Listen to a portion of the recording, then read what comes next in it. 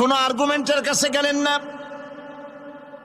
কেঁদে কেঁদে অস্থির হয়ে যাচ্ছেন। আল্লাহ রাব্বুল আলামিন যখন প্রশ্ন করবেন, আদম রে আমার হুকুম ভাঙলি কেন, অমান্য করলি কেন, কি জবাব দেব? আর ঠিক সেই মুহূর্তেই রব্বুল আলামিন প্রশ্ন করলেন, আদম রে আমার হুকুম অমান্য করলে কেন? হযরতে আদম আলাইহিস সালাম কোন বুদ্ধির আশ্রয় না নিয়া তার জ্ঞান তাকে বলে দিল, আল্লাহ তাকে কালেমা শিখাই দিলেন।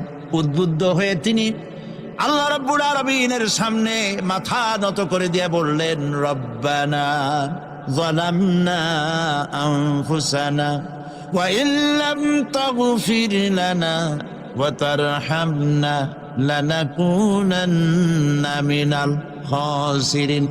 রব্বানা যালামনা, হে আল্লাহ আমি আমার নফসের পরে, যালামনা আনফুসানা আমি আমার নফসের পরে জুলম করেছি, অত্যাচার করেছি। ওয়া ইল্লাম তাগফির লানা, তুমি যদি আমাকে ক্ষমা না করো। জ্ঞান কত দেখেন, শুধু ক্ষমা চান নাই, বলেছেন তুমি যদি আমাকে ক্ষমা না করো, ওয়া তারহামনা আর যদি দয়া না করো, লানাকুনান্না মিনাল খাসিরিন আমি ক্ষতিগ্রস্ত হয়ে যাব। কতটা জ্ঞানের অধিকারী তিনি!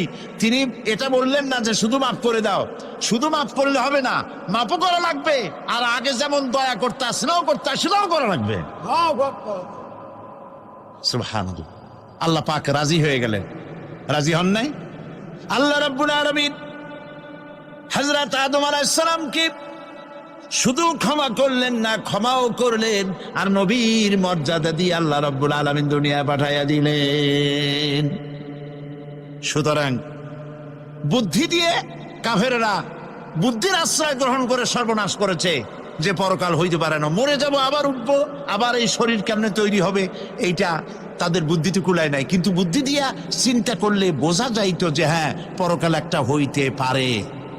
আর একটা কথা বলি, সেটা হলো এই, বহুত মানুষ আছে পরকাল বিশ্বাস করে না। আছে না এমন? আছে। এখন আমরা বিশ্বাস করি পরকাল, আমরা কারা কারা বিশ্বাস করি হাত উঁচু করে দেখান তো। আলহামদুলিল্লাহ বলি, বলেন আলহামদুলিল্লাহ। এখন যারা বিশ্বাস করে না তাদেরকে জানাতে চাই, আমরা যারা পরকালে বিশ্বাস করি, তাহলে পরকাল যদি না হয়, কিয়ামত যদি না হয়, বিচার আচার যদি কিছু না হয়, আমরাও বেঁচে গেলাম, আপনারাও বেঁচে গেলেন। কিন্তু সত্য সত্যই যদি পরকাল একটা হয়, বিচার যদি হয়, আমরা বেঁচে যাব, ফেসে যাবা তোমরা। প্রিয় ভাই সব, আল্লাহ রাব্বুল আলামিন সুন্দর করে বুঝাচ্ছেন, দেখো পরকাল কেন হবে, এটা বুদ্ধি দিয়ে চিন্তা করো, জ্ঞান দিয়ে চিন্তা করো। সারা বছর ব্যবসা করার পর হিসাব নিকাশের একটা দিন আসে, আসে না? বলেন আসে কিনা? হিসাব নিকাশের একটা দিন আসে সারা বছর ব্যবসা করার পর, সারা বছর লেখাপড়া করার পর, তারপরে কি বলে পরীক্ষা দেওয়ার একটা দিন আসে, আসে না?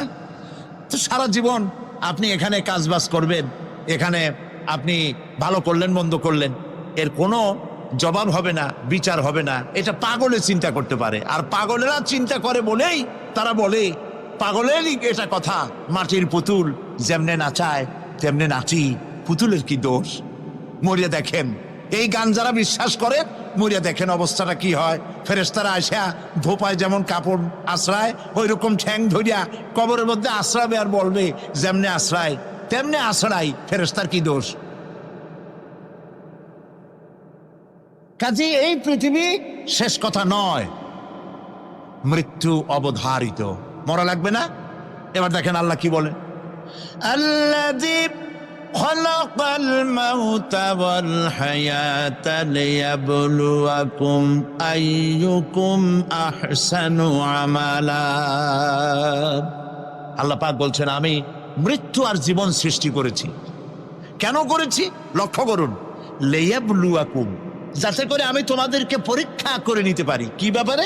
আইয়ুকুম আহসানু আমালা, আমলের দিক থেকে, নেক কাজের মধ্য থেকে, ভালো কাজ এবং খারাপ কাজের মধ্য থেকে, আইয়ুকুম আহসানু থেকে তোমাদের মধ্যে কে উত্তম, কে ভালো মানুষ, এইটার পরীক্ষা নেওয়ার জন্য আমি মৃত্যু আর জন্মের সৃষ্টি করেছি। প্রিয় ভাই সব খুব লক্ষ্য করুন, জন্ম আর মৃত্যু। জন্ম হলে মৃত্যু হবেই, না হবে না। এই যে একটা ডিউরেশন, একটি সময়, এই সময়টা হলো পরীক্ষার সময়। আমরা যারা পড়াশোনা করেছি, আপনারা পড়াশোনা করেছেন নিশ্চয়ই, কলেজে অথবা হাই স্কুল অথবা মাদ্রাসায় প্রতি বছর একটা করে পরীক্ষা আসে না পরীক্ষা? এই পরীক্ষার ডিউরেশন কত সময়? 3 ঘন্টা। কয় ঘন্টা বলে? 3 ঘন্টা। এই 3 ঘন্টা পরীক্ষা দিতে গিয়ে আপনারা কি কোনো ছাত্রকে দেখেছেন যে প্রশ্নপত্র সামনে নিয়ে গল্প করতেছে, প্রশ্নপত্র সামনে নিয়ে তাস খেলে, জুয়া খেলে, আর একদিকে তাকায় থাকে? প্রতিটি মুহূর্ত সে কাজে লাগাচ্ছে, প্রতি মুহূর্ত কাজে লাগাচ্ছে। 3 ঘন্টা পুরা হওয়ার 2 ঘন্টার মধ্যে পরীক্ষা তার শেষ হয়ে গেছে, কিন্তু সে চলে যাচ্ছে না। বাকি আরো 1 ঘন্টা, আধা ঘন্টা রিভাইজ করতেছে। সে যা যা পরীক্ষা দিয়েছিল প্রশ্ন অনুযায়ী জবাবগুলি ঠিক হয়েছে কিনা সে মিলিয়ে দেখে। কারণ কি? কারণ হলো এই পরীক্ষা যদি ফেল করি, বাপ মায়ের কষ্ট করা পয়সাগুলি বিফলে চলে যাবে, আমি চাকরি পাবো না, আমার জীবনটা 1 বছরের জন্য নষ্ট হয়ে যাবে। এই জন্য সে এত খাটাখাটনি করে পরীক্ষায় ভালো ফল করার জন্য সে পরীক্ষা দেয়, এবং পরীক্ষার রেজাল্ট এই পৃথিবীতেই হয়। ঠিক কিনা বলেন? খাতা দেখতে যতদিন লাগে তারপরে পরীক্ষা হয়। খুব লক্ষ্য করুন, আমাদেরও একটা পরীক্ষা চলতেছে এই পৃথিবীতে, সকলে। ওটা শিক্ষাঙ্গনের পরীক্ষা, এটা জীবনের পরীক্ষা। এই যে ওর পরীক্ষার ডিউরেশন, সময়কাল 3 ঘন্টা, আর আমাদের পরীক্ষার, সমস্ত মানুষের পরীক্ষার সময়কাল হলো জন্ম থেকে শুরু করে মৃত্যু পর্যন্ত। এর মধ্যে বালেগ হওয়া পর্যন্ত সময়টা কনসিডারেবল, ক্ষমার যোগ্য। 15 বছর 12 বছর বালেগ হইতে যে কয় বছর লাগছে, এইটা যা করছেন, যা বলছেন সব মাপ। কিন্তু বালেগ হওয়ার পরের থেকে নিয়ে মৃত্যু পর্যন্ত যা যা করবেন, সমস্ত কাজের হিসাব আল্লাহর কাছে দিতে হবে। একটা প্রশ্ন করি আপনাদের কাছে, রাগ করবেন না তো? বলবেন যে কথা বলতে তো আপনি আসছেন, আমাদের দিয়ে খাটান কেন? এরকম চিন্তা করবেন না তো? প্রশ্নটা হচ্ছে, বলেন তো দেখি, পৃথিবীর মধ্যে সব চাইতে মূল্যবান জিনিস, দামি জিনিস কোনটা? ইখতিলাফ হয়ে গিয়েছে, ইখতিলাফ হয়েছে। কেউ বলেছে যৌবন, কেউ বলেছে কোরআন, কেউ বলেছে ইসলাম। আর যারা বেশি বুদ্ধি রাখে তারা খামোশ, তারা কথা বলে নাই। কোনটা কইয়া কোন জ্বালা চুপ করে থাকেই ভালো। সব থেকে মূল্যবান জিনিসের নাম সময়। সব থেকে মূল্যবান জিনিসের নাম কি? এবার বলেন, এই পৃথিবীর মানুষ সব থেকে অপচয় করে কোন জিনিসে? সময়। সময়ের অপচয় আমরা যা করি। বাড়িতে আজকে রাত্রে ক্যালকুলেটর, কম্পিউটার, ক্যালকুলেটর না থাকে যদি কাগজ কলম হাতে নেন। জীবনের 15 বছর বাদ দেন, এখন আপনার বয়স এখন যা, এই বয়সে প্রতিদিন ওই যৌবন প্রাপ্তির পর থেকে নিয়ে এই পর্যন্ত প্রতিদিন টেলিভিশনের সামনে নাটক দেখার জন্য, সিনেমা দেখার জন্য, ন্যাশনাল জিওগ্রাফি দেখার জন্য, ডিসকভারি দেখার জন্য, স্পোর্টস দেখার জন্য প্রতিদিন কয় ঘন্টা টিভির সামনে আপনি বসেন। এরপরে আপনি এগুলিকে সপ্তাহে কয় ঘন্টা হয়, মাসে কয় ঘন্টা হয়, বছরে কয় ঘন্টা হয়। বয়স এখন আপনার 50 বছর, 15 বছর বাদ দেন, 35 বছর হিসাব করেন কয় বছর আপনি টেলিভিশনের সামনে বসা ছিলেন। আমার কথা কি মাথায় ঢুকছে? কয় বছর টেলিভিশন আর সিনেমা হলে বসা ছিলেন? চায়ের দোকানে গল্প করতে গিয়ে, আড্ডা মারতে গিয়ে কতটা সময় নষ্ট করেছেন? রবীন্দ্রনাথ, যতীন্দ্রনাথ, যোগীনাথ, তারপরে শরৎচন্দ্র, এই সমস্ত এই নাম মনে আসলো। কবি, সাহিত্যিক, ঔপন্যাসিক, নাট্যকার, তাদের বইপত্র, গল্পের বই, ভূতের গল্প, এই সমস্ত গল্পের বই পড়িয়া জীবনে কতটা সময় নষ্ট করেছেন। সবগুলি এক জায়গায় করেন, সবগুলি এক জায়গায় করেন। এরপরে আপনার চোখ ছাড়া বড় হয়ে যাবে, দেখতে পাবেন আপনার জীবনের উল্লেখযোগ্য 35 বছরের কম করে হলেও 20 বা 25 বছর অপচয় হয়ে গেছে, নষ্ট হয়ে গেছে। ইন্না লিল্লাহি ওয়া ইন্না ইলাইহি রাজিউন। জীবনের সব থেকে মূল্যবান সময়গুলি নষ্ট করে ফেলেছি আমরা।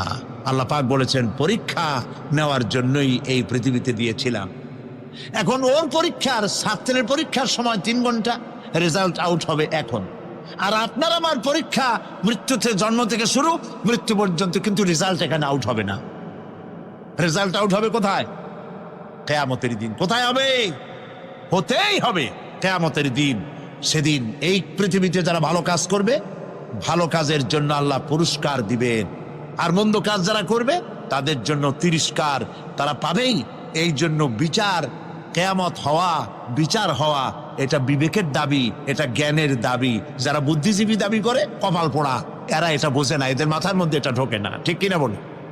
প্রিয় ভাই সব, কিয়ামত হবে এবং কিয়ামতে আল্লাহর দরবারে আমাদের সকলকে উঠতে হবে, এতে কোনো সন্দেহের অবকাশ নাই। এবার দেখেন আল্লাহ পাক এবার যুক্তি দিয়ে বুঝাচ্ছেন। সুবহানাল্লাহ বলেন।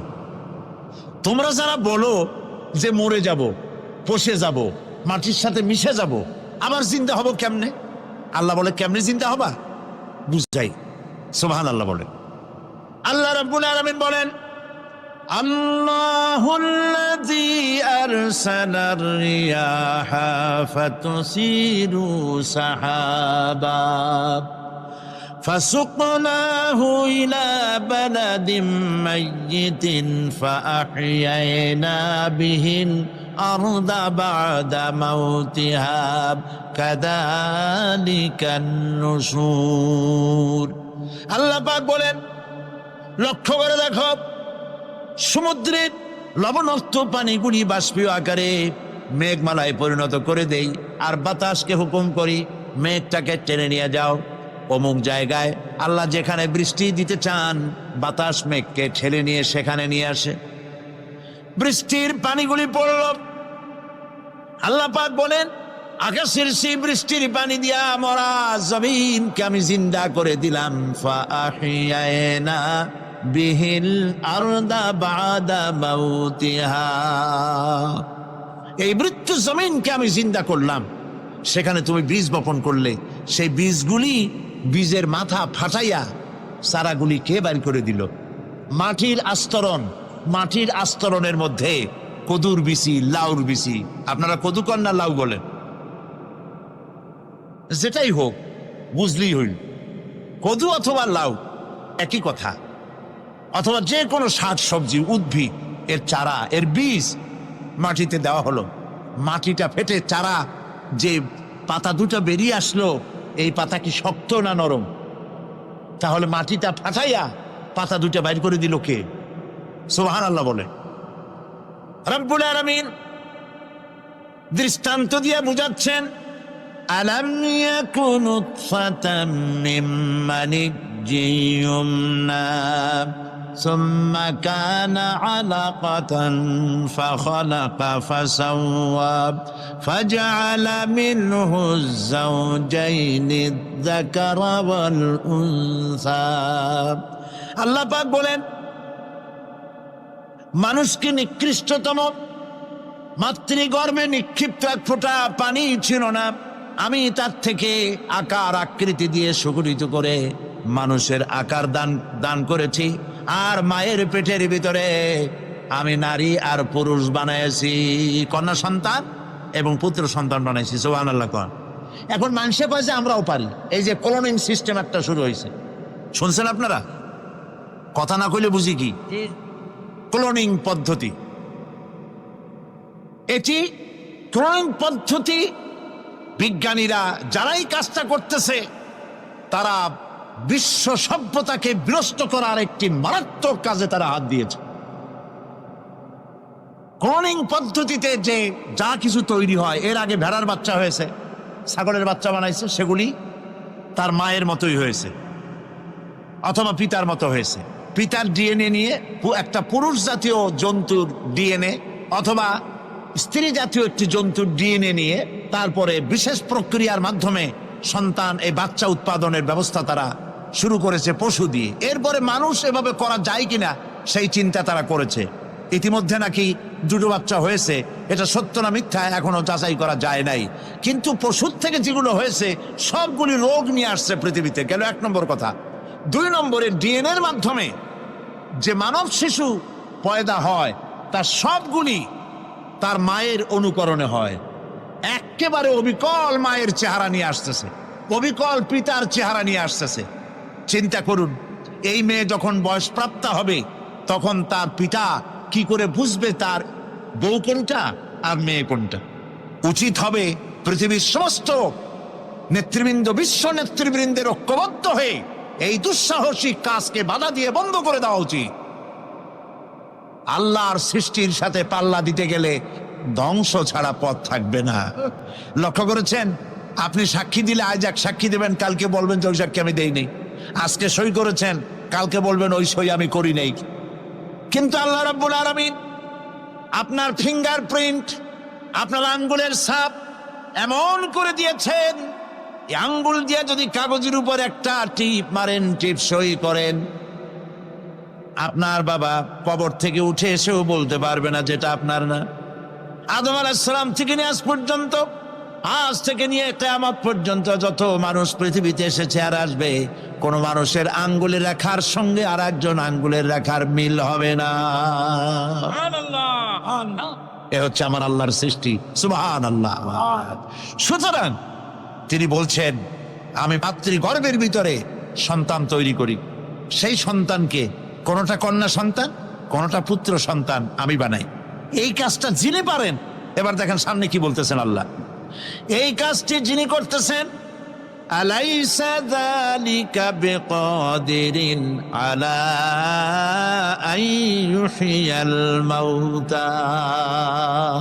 এত বড় কাজ যিনি সম্পাদন করেছেন, এক ফোঁটা নাপাক পানি, এক ফোঁটা নিকৃষ্ট গান্দা পানি যা শরীর থেকে নির্গত হলে পরে গোসল ফরজ হয়ে যায়, এমন এক ফোঁটা পানি দিয়ে তোমার জন্মের উৎপত্তি করেছি, আকার দিলাম, হাত দিলাম, পাও দিলাম, চোখ দিলাম, সুন্দর করে বানালাম, তারপরে পৃথিবীতে পাঠালাম। এরপরে তুমি কি করে মনে করতে পারো যে সেই আল্লাহ তোমার মৃত্যুর পরে আবার চিন্তা করতে পারবে না? আলাইসা যালিক, আল্লাহ পাক কি তোমাকে মৃত্যুর পরে, আলাইসা যালিকা বিকাদিরিন, আল্লাহ পাকের পক্ষে এটা কি সম্ভব নয় যে তোমার মৃত্যুর পরে আল্লাহ আবার চিন্তা করবেন? বলেন অবশ্যই পারবেন, বলেন অবশ্যই পারবেন। প্রিয় ভাইশ্বর, আল্লাহ পাক এর পরে বলছে, ইয়া আইয়ুহান নাসু ইন কুনতুম ফি রাইবিম মিনাল বা'সি ফাইন্না খালাকনাকুম মিন তুরাব। হে মানব সকল, যদি সন্দেহ হয় যে আমি তোমাদের পরকাল সম্পর্কে, যদি পুনরুত্থান সম্পর্কে যদি তোমাদের সন্দেহ হয়, জানা থাকা উচিত আমি তোমাদেরকে মাটি দিয়ে সৃষ্টি করেছি, মাটির উপকরণ দিয়ে সৃষ্টি করেছি। এই মাটির সাথে মিশে যাবা, আবার উঠানো হবে। মাটিতে কবরের মধ্যে মুর্দা রাখার সময় কি বলি আমরা? মিনহা খালাকনাকুম ওয়া ফিহা নুঈদুকুম। পড়েন সবাই, মিনহা خلقناكم وفيها نعيدكم ومنها نخرجكم تارة أخرى। মাতৃগর্ভের ভিতরে মানুষকে আল্লাহ রাব্বুল আলামিন হাত পা চক্ষু কর্ণ নাসিকা দিয়ে সুন্দর করে মায়ের পেটের ভিতরে বানায়া এই পৃথিবীতে আল্লাহ পাক পাঠায় দেন। আর আল্লাহ পাক বলেন, সুম্মা নুখরিজুকুম তিফলা, বাচ্চার আকারে মায়ের পেট থেকে বের করে দিলাম। যে আল্লাহ রাব্বুল আলামিন এইভাবে করে তোমাদেরকে সৃষ্টি করেন। যালিকা বিআন্নাল্লাহা হুয়াল হক। জেনে রাখো, এসব কিছু এই জন্যই ঘটে যেহেতু আল্লাহ রাব্বুল আলামিন, আল্লাহ তাআলা মহাসত্য, তিনি যা বলেন তাও সত্য, তার কথার মধ্যে কোনো রকমের বৈপরীত্য নাই। ব্যারোমিটার যন্ত্র আছে, যে যন্ত্রের মাধ্যমে আবহাওয়া মাপা হয়, বৃষ্টি হবে কি হবে না, ঝড় হবে কি হবে না, জলোচ্ছ্বাস হবে কি হবে না, এগুলি ব্যারোমিটার যন্ত্র দিয়া, আবহাওয়া মাপা যন্ত্র দিয়ে তারা মাপে। কিন্তু আপনারা কি কখনো শুনেছেন যে রেডিও টেলিভিশনে বলা হয়েছে সন্দ্বীপ, কুতুবদিয়া, হাতিয়া, সেন্ট মার্টিন এবং বাঁশখালী, আর কি কোন দু একটার নাম, কক্সবাজার, পতেঙ্গা ইত্যাদির উপর দিয়ে 280 মাইল স্পিডে ঝোড়ো হাওয়া প্রবাহিত হবে। আগামীকাল 30 ফিট উঁচু হয়ে জলোচ্ছ্বাস হবে, এরকম কথা বলে কেউ? কি বলে? হইতে পারে। হইতে পারে, বজ্র সহ বৃষ্টিপাত হতে পারে। এবার কোরআন শরীফ দেখুন তো, কোরআন শরীফে কোথাও আছে পরকাল হইলেও হইতে পারে, কবর আযাব এটাও হয়তো হইতে পারে, জান্নাত আর জাহান্নাম থাকতেও পারে, এরকম কথা আছে? সব কথা ডাইরেক্ট, কোন কথার ভিতরে কোন রকমের বৈপরীত্য নাই। আল্লাহ রাব্বুল আলামিন বলেছেন ইযাস সামাউ ফাতারাত, আকাশ সমূহ যখন বিদীর্ণ হয়ে যাবে, ওয়া ইযাল কাওয়াকিবু তাসারাত, আর যখন তারকা সমূহ বিক্ষিপ্ত হয়ে পড়বে, ওয়া ইযাল কুবুর বুসিরাত, আর যখন কবরের ভিতরে যা কিছু আছে সব উদ্গীরণ করে দেওয়া হবে। সমস্ত কথাগুলি ডাইরেক্ট, যালিকা বিআন্নাল্লাহা হুয়াল হক, যেহেতু আল্লাহ মহাসত্য, ওয়া মান আসতাকু মিনাল্লাহি কিলা, আর আল্লাহর চাইতে সত্যবাদী আর কে আছে? বলেন আছে কেউ? সে আল্লাহ রাব্বুল আলামিন বলেন, এত কিছু কাজ এত সুন্দর ব্যবস্থাপনা করে যিনি করেন, ওয়া আন্নাহু ইউহিল মাউতা ওয়া আন্নাহু আলা কুল্লি শাইইন কাদির, সে আল্লাহ রাব্বুল আলামিন তোমাদেরকে তোমাদের মৃত্যুর পরে আবার জিন্দা করবেন, এতে সন্দেহ করার কোনো কারণ নাই। وَأَنَّ السَّاعَةَ آتِيَةٌ لَا رَيْبَ فِيهَا وَأَنَّ اللَّهَ يُبْعَثُ مَنْ فِي الْقُبُورِ, আল্লাহ পাক বলছেন অবশ্যই কিয়ামত আসবে, তাকে কেউ বিন্দুমাত্র এতে কোনো সন্দেহ নাই। আর وَأَنَّ اللَّهَ يُبْعَثُ مَنْ فِي الْقُبُورِ, আর আল্লাহ পাক অবশ্যই কবরে যা কিছু আছে সব বের করে নিয়ে আসবেন।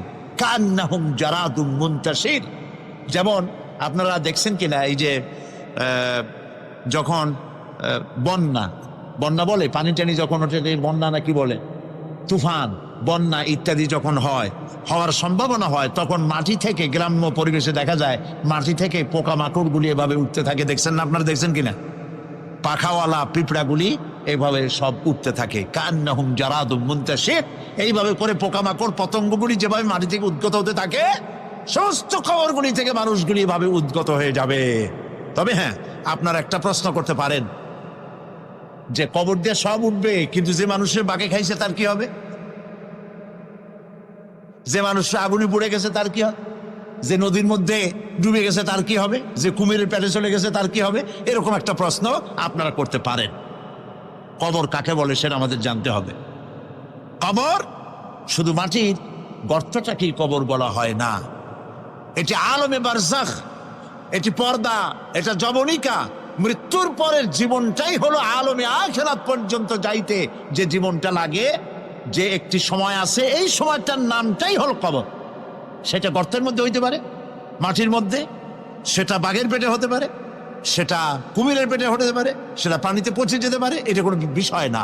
আল্লাহ পাক উঠাতে চাইবেন এবং সমস্ত কিছুকে কিয়ামতের দিন আল্লাহ রাব্বুল আলামিন তার দরবারে হাজির করবে। তাহলে আমরা বুঝতে পারলাম যে কিয়ামত যে হবে এই ব্যাপারে কোনো সন্দেহের অবকাশ না। এখন ওই কিয়ামতের দিন আল্লাহ রাব্বুল আলামিন আমাদের বিচার নেবেন, হিসাব করবেন। দুনিয়ায় যে পরীক্ষা দিয়েছিলাম, এই পরীক্ষায় যদি কেউ একবার ফেল করে, আর একবার পরীক্ষা দিয়ে পাশ করার সুযোগ আছে, আরো একবার যদি ফেল করে আবার পরীক্ষা দিয়ে পাশ করার সুযোগ আছে। 10 বার পরীক্ষা দিবেন, 10 বার ফেল করবেন, 100 বার পরীক্ষা দিবেন, 100 বার ফেল করবেন, তারপরেও আবার পরীক্ষা দেওয়ার সুযোগ আছে। কিন্তু কিয়ামতের ময়দানে যদি কোনো মানুষ তার জীবনের পরীক্ষায় যদি ফেল করে, দ্বিতীয়বার পরীক্ষা দিয়া পাশ করার আর কোনো সুযোগ নাই। এই পৃথিবীতে জজ কোর্টে কেউ হেরে গেল, হাইকোর্টে আপিল করার সুযোগ আছে। হাইকোর্টে যদি হেরে যায়, সুপ্রিম কোর্টে কেস করে জেতার সুযোগ আছে, আপিল করার সুযোগ আছে। সুপ্রিম কোর্টেও হেরে গেল, প্রেসিডেন্টের কাছে জীবন ভিক্ষা চাওয়া যাইতে পারে। কিন্তু কিয়ামতে আখিরাতে আদালতে ওই জায়গায় মানুষ যদি একবার তার জীবনের মামলায় হেরে যায়, দ্বিতীয়বার আপিল করার আর কোনো জায়গা নাই। কঠিন জায়গা, সেই জায়গা হবে এবং সেখানে সবাইকে উঠতেই হবে। সুতরাং এই যে প্রশ্ন করা হয় যে প্রায় এই কিয়ামত কবে হবে, এটা বিশ্বাস করি না, হ্যান ত্যান ইত্যাদি, মরলে আবার জিন্দা করবে কে, এইসব প্রশ্নের কোনো দাম নাই। আল্লাহ পাক এই ব্যাপারে আরেকটি কথা বলছেন, ইয়াসআলুনাকা কাআন্নাকা হাফিয়্যুন আনহা কুল ইন্নামা ইলমুহা ইনদাল্লাহ ওয়ালাকিন্না আকসারান নাসি লা ইয়ালামুন। হে নবী, এরা আপনার কাছে এই প্রশ্নটা করে এইভাবে যে কিয়ামত কবে আসবে, মনে হয় যেন আপনি এটা জানেন। এই ইলম কিয়ামত কবে হবে মনে হয় যেন আপনি এটা জানেন, সেই জন্য তারা এই প্রশ্নটা করছে। আসলে কুল ইন্নামা ইলমুহা ইনদাল্লাহ, কিয়ামত কবে হবে এটা কে জানেন? ওয়ালাকিন্না আকসারান নাসি লা ইয়ালামুন, অবশ্যই অধিকাংশ মানুষেরা এটা জানে না কিয়ামত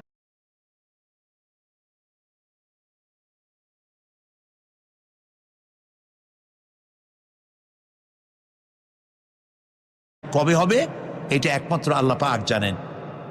পরকালের জীবন যে হবে এতে কোনো সন্দেহ নাই, সেই ব্যাপারে আল্লাহ পাক বলছেন, আআনতুম আশাদ্দু খালকান আমিস সামা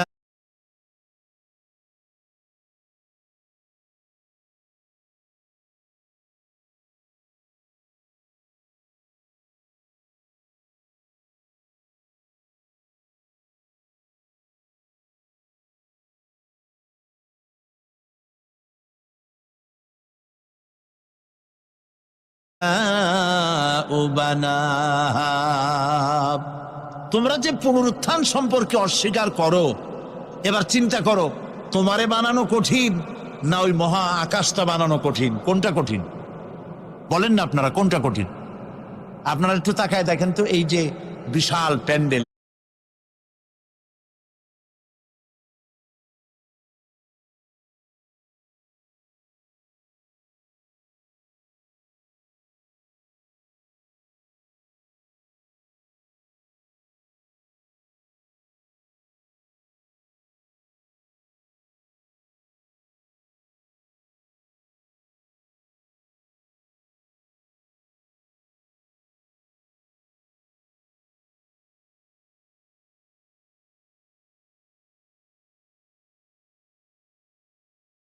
এই প্যান্ডেলে খুঁটি আছে না নাই? আছে কিনা? কতগুলো খুঁটি গুনতে আপনার আধা ঘন্টা কানের সময় লাগবে, ঠিক না? এই একটা প্যান্ডেল বানাতে যদি এতগুলি খুঁটি লাগে, তাহলে বিশাল আকাশে যদি এই রকম খুঁটি লাগতো আকাশটারে ঝুলায় রাখার জন্য, তাহলে চিন্তা করেন তো, খুঁটির জ্বালায় গাড়ি টাড়ি চালান যাইতো? আছে কোনো খুঁটি? জোরে বলেন, আছে? নাই। ওই আকাশটাকে আল্লাহ পাক বলছেন, আনতুম আশাদ্দু খালকান আমিস সামাউ বানাহা, তোমারে বানানো কঠিন না ওই বিশাল আকাশ বানানো কঠিন? কোনটা কঠিন ছিল? তো ওই আকাশটা বানানোই তো আল্লাহ পাকের কাছে সহজ হয়ে গেছে। তাহলে তোমারে একবার বানাইয়া যে একবার বানাতে পেরেছেন তিনি আবার জিন্দা করতে পারবেন না, এই চিন্তা কেন করো? আল্লাহ রাব্বুল আলামিন কোরআনে কারীমের ভিতরে পরিষ্কার করে বলেছেন,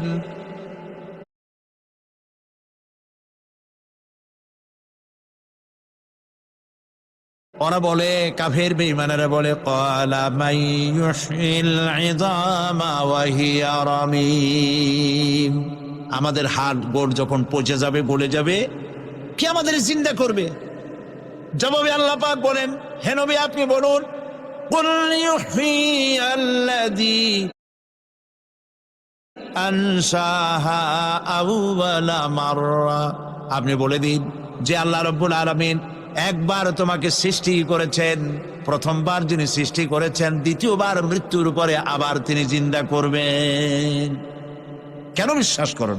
সুতরাং এই যে আল্লাহ পাক মানুষকে মৃত্যু জীবন দিয়েছেন, এই জীবনের পরে মৃত্যু, মৃত্যুর পরে আবার আমাদের সকলকে উঠতে হবে এবং আল্লাহ পাকের দরবারে আমাদেরকে উপস্থিত হতে হবে।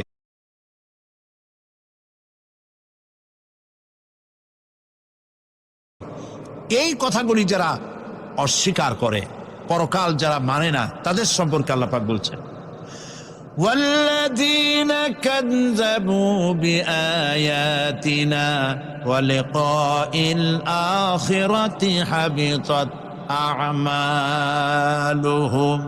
আল্লাহ পাক বলেন যারা পরকালকে অস্বীকার করেছে, আখিরাত যারা মানে না, তাদের জিন্দেগীর সকল আমলগুলিকে আল্লাহ পাক বরবাদ করে দিবে।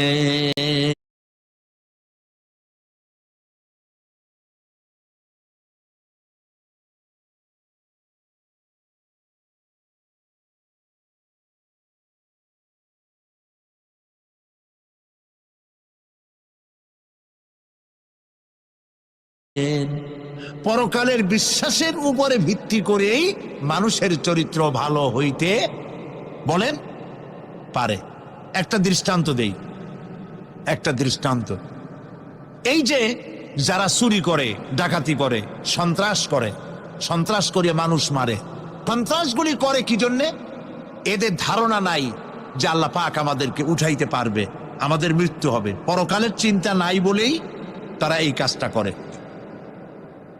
রাতের আধারে কোটি কোটি টাকার অফার আসছে, কেউ দেখে না এইখান থেকে, এই টাকার খাওয়া থেকে, অথবা জেনা করা থেকে, অথবা মদ পান করা থেকে গোল্ডেন অপরচুনিটি, সুযোগ আসছে, জেনা করা যায়, মদ খাওয়া যায়, টাকা নেওয়া যায়, অবৈধ টাকা। এই অপরাধ থেকে বাঁচাতে পারে একমাত্র পরকালের জবাবদেহিতা, আখিরাতের ভয়। আল্লাহর কাছে আমাকে জবাবদিহি করতে হবে, এই ভয় ছাড়া আর কোনো কিছুই মানুষের এই বিপদ থেকে মানুষের চরিত্র ভালো বানাইতে পারে না। মানুষের চরিত্র ভালো বানাবার জন্য এটাই হচ্ছে একমাত্র পথ। সেই জন্য আল্লাহ পাক আখিরাতের জীবন রেখেছেন, উঠতে সেখানে হবেই। এই পৃথিবীতে একবার যখন আসছি, আমাদেরকে জিন্দা আল্লাহ করবে এবং সমস্ত কথাগুলির জবাব আল্লাহর কাছে দিতে হবে। আল্লাহ রাব্বুল আলামিন বলেন, ওয়াত্তুর ওয়া কিতাবিম মাসতুর ফি রাক্কিম মানশুর ওয়াল বাইতিল মা'মুর ওয়াস সাকফিল মারফু' والبحر المسجور إن عذاب ربك لواقع ما له من دافع। সূরা তুর। আল্লাহ পাক বলছেন তুর পাহাড়ের শপথ, তুর পাহাড়ের শপথ, সেই প্রকাশ্য পবিত্র গ্রন্থের শপথ যা লিপিবদ্ধ রয়েছে মসৃণ ঝিল্লিতে, চর্ম ঝিল্লিতে লিপিবদ্ধ রয়েছে। আরো শপথ বাইতুল মামুরের, আরো শপথ সুউচ্চ আকাশে, আরো শপথ উচ্ছ্বাসিত তরঙ্গায়িত সমুদ্রে। নিশ্চয়ই সেই আযাব আসবে, আযাব মানে কিয়ামত, সেই পরকাল অবশ্যই আসবে। মা লাহু মিন দাফি', এই শাস্তি থেকে, এই কিয়ামত আসা থেকে, এই কিয়ামত সংগঠিত হওয়া থেকে রোধ করার মতো ক্ষমতা কারো নাই। সুবহানাল্লাহ। এখন আল্লাহ পাক তুর পাহাড়ের কসম করছেন। তুর পর্বত হচ্ছে সেই পর্বতের কথাই ধরা যাক, যেখানে এটি ঐতিহাসিক পর্বত। হযরতে মূসা আলাইহিস সালামকে আল্লাহ রাব্বুল আলামিন যেখানে নবুয়তের শিরস্থান পড়িয়ে দিয়েছিলেন, তুর পাহাড়ের ভিতরে। অতুর সিনিন, তুর পাহাড়ের কসম আল্লাহ পাক বলছেন। এবং খোদায় আল্লাহ রাব্বুল আলামিনের সঙ্গে বিরোধিতা করার কারণে ফেরাউনকে এই তুর পাহাড়ের কাছে লোহিত সাগরের মধ্যে, দরিয়ায় নীলের মধ্যে আল্লাহ পাক ডুবিয়ে মেরেছিলেন এবং নির্যাতিত বনি ইসরাইলকে শাস্তি দেওয়ার চূড়ান্ত সিদ্ধান্ত এই তুর পাহাড়েই আল্লাহ পাক দিয়েছিলেন। আল্লাহ বলছেন, আমি সেই তুর পাহাড়ের কসম করি। ওয়া কিতাবিম মাসতুর, এবং পবিত্র গ্রন্থের শপথ, যেই গ্রন্থগুলি নাজিল হয়েছে নবীদের উপরে, ইনজিল, তাওরাত, জাবুর, কোরআন, এই কিতাবগুলির কসম করি। সুবহানাল্লাহ। কোরআনের কসম করি, আল্লাহ পাক বলছেন এই কিতাবগুলির কসম করছি, তুর পাহাড়ের কসম করছি, কিতাবগুলির কসম করছি, ওয়াল বাইতুল মামুর, আর বাইতুল মামুরের কসম করছি। সেটা কি? আকাশের প্রত্যেকটি আকাশে একটি করে বাইতুল মামুর আছে। ওই আকাশের ফেরেশতারা এই বাইতুল মামুরকে কেন্দ্র করে আল্লাহ রাব্বুল আলামিনকে সেজদা দেয়। আল্লাহ পাক হযরত আদম আলাইহিস সালামকে বলেছিলেন একটি ঘর বানাও, বাইতুল মামুরের নিচে বানাও। তিনি বললেন আমি তো জানি না বাইতুল মামুর কোথায়। হযরতে জিবরাইলকে পাঠানো হলো, বাইতুল মামুর আকাশের যেখানে আছে ঠিক সেই সোজা বর্তমানে মক্কা শরীফে যে কাবা শরীফ যা আছে অবিকল আল্লাহ পাকের আকাশে বাইতুল মামুর যেখানে, তার সরাসরি নিচেই কাবা শরীফ স্থাপিত হয়েছে। আল্লাহ রাব্বুল আলামিন বলছেন আমি এই বাইতুল মামুরের কসম করছি। এরপরে আল্লাহ পাক বলছেন যে ফেরেশতারা যে বাইতুল মামুরকে তাওয়াফ করে এবং আল্লাহ পাকের ইবাদত করে, সেই বাইতুল মামুরের কসম। ওয়াস-সাকফিল মারফু, সুউচ্চ আকাশের কসম। এই আকাশ আল্লাহ পাক সৃষ্টি করেছেন বিগাইরে আমাদিন, কোন রকমের কোন খুঁটি ছাড়াই। সুবহানাল্লাহ বলি আমরা। এই বিশাল আকাশ সম্পর্কে ওই যে বুদ্ধিজীবী যারা, কোরআনের জ্ঞান যাদের কাছে নাই, তারা বলে যে আকাশ বলতে কিছু নাই, ওইটা একটা নীলা নীলা বহুত দূর, সেই জন্য নীলা নীলা দেখা যায়। এই পৃথিবী সম্পর্কেও তাদের ধারণা এই পৃথিবীও কিছু না, এটা হলো ওই যে কি বলে সূর্যের কাছের থেকে একটা উজ্জ্বল জ্যোতিষ্ক খুব ফোর্সে যাচ্ছিল, এই ফোর্স সহ্য করতে না পেরে সূর্যের একটি অংশ মহাশূন্যের উপরে ছিটকে পড়ল, ঘুরতে ঘুরতে পৃথিবীর আকার ধারণ করেছে। এই হলো ওদের ধারণা। অ্যাক্সিডেন্টের মাধ্যমে নাকি এই পৃথিবী হয়েছে। মূল কথা হলো এইভাবে করে যদি কোনো একটা গ্রহ উজ্জ্বল জ্যোতিষ্ক যাওয়ার কারণে পৃথিবী হয়ে থাকে, তাহলে এখন তো পৃথিবীতে মানুষ ধরতেছে না, মানুষ তো অনেক বেশি বেড়ে গেছে, তাহলে আর একটা জ্যোতিষ্ক দয়া করে সূর্যের পাশ দিয়া যাইয়া আর একটা খণ্ড ফালাই দিয়া আর একটা পৃথিবী বানায় না কেন? প্রিয় ভাই সব, আল্লাহ পাক বলছেন ওয়াস-সাকফিল মারফু, আমি এই বিশাল আকাশের কসম করি। সুবহানাল্লাহ। এরপরে ওয়াল বাহরিল মাসজুর, পৃথিবীতে প্রবাহিত উচ্ছ্বসিত তরঙ্গায়িত সমুদ্র রাজির কসম করি। সুবহানাল্লাহ। আচ্ছা বলেন তো এই পৃথিবী এর নিচে কি? এই পৃথিবীর নিচে কি? এই পৃথিবী মহাশূন্যের উপরে ঘুরছে। লক্ষ্য করেন আল্লাহর কত বড় শক্তি। আটলান্টিক মহাসাগর কোথায়? বলতে পারবেন না? এই পৃথিবীতে। আটলান্টিক মহাসাগর কোথায়? এই পৃথিবীতে। আটলান্টিক মহাসাগর, প্রশান্ত মহাসাগর, ভূমধ্য সাগর, যত সাগর আর মহাসাগর সব এই পৃথিবীতে। এই পৃথিবী অসংখ্য পাহাড়, অসংখ্য সমুদ্র আর অসংখ্য মানবরাজি নিয়ে লাটিমের মতো ঘুরতেছে। সুবহানাল্লাহ। মহাশূন্যের উপর, মহাশূন্যের উপরে লাটিম যেমন ঘোরে, পৃথিবী তেমন ঘোরে, অথচ মানুষগুলো ছিটকে পড়ে যায় না, পানিগুলি উড়ে কোথাও পড়ে যায় না। সুবহানাল্লাহ বলতে ইচ্ছে করে না। আল্লাহ রাব্বুল আলামিন সূরা ইয়াসিনের মধ্যে বলেছেন লাশ-শামসু ইয়ানবাগি লাহা আন তুদরিকাল কমারা ওয়ালাল লাইলু সাবিকুন নাহার ওয়া কুল্লুন ফি ফালাকিন ইয়াসবাহুন। সূর্য চন্দ্রের অধিকার নষ্ট করতে পারে না। রাত দুপুরের সময় সূর্য উঠবে না, দিনের দুপুর বেলায় চন্দ্র উদিত হয়ে সূর্যের আলোকে নিষ্প্রভ করতে পারে না। চন্দ্র সূর্যের আগে যেতে পারে না, সূর্য চন্দ্রের আগে যেতে পারে না, কারো গায়ে কারো ধাক্কা লাগে না। অসংখ্য তারকারাজি উড়ে বেড়াতেছে, কারো সাথে কারো কোনো ধাক্কা নাই, কোনো সংঘর্ষ নাই। মহাশূন্যের উপরে সূর্য চন্দ্র যেমন ঘোরে, ওয়া কুল্লুন ফি ফালাকি ইয়াসবাহুন, চাঁদ আর সূর্য যেমন ঘোরে, মহাশূন্যে যা আছে তাও ঘোরে। এই পৃথিবীটা মহাশূন্যের উপরে, গোটা পৃথিবী সমস্ত সমুদ্র আর মহাসমুদ্র নিয়ে সব ঘুরতেছে। সুবহানাল্লাহ।